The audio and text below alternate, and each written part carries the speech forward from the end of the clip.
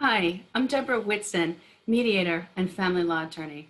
Stay tuned because I'm going to share my top 3 tips for living your best life after divorce.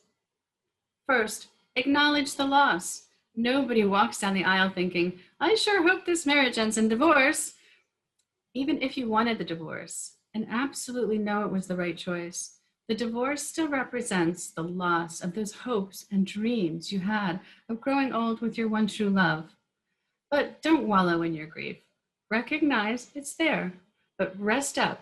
Make self-care your number 1 priority right now, and congratulate yourself for having the strength it took to get to the other side of something that was very hard. Tip number 2, dare to be alone for a bit. Take some time to reflect on what your marriage and divorce has taught you about who you are, what you want from a relationship, and what qualities you definitely don't want in a mate. It's tempting to let loneliness lead you to jump into a new relationship. I'm suggesting that you pump the brakes and take it slow. Doing so will help you avoid the Groundhog Day of bad relationships.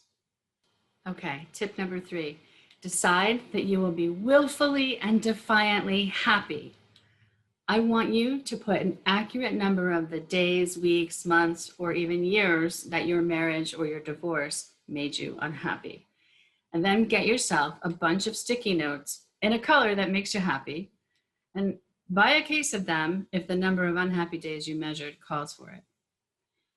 Write on a sticky note your unhappy day number and post it in a place where you're sure to see it at the end of each day before you go to bed, and again at the beginning of each day when you wake up.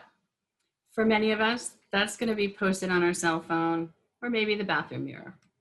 So if you were unhappy for 365 days, write the number 365 on the sticky note. Then before you go to bed, look at the note and say out loud to yourself, I will never allow myself to be unhappy for 365 days again. And tomorrow I will find or create happiness in my day. Then in the morning, you look at the note again and say out loud, I promise myself that today I will find or create happiness.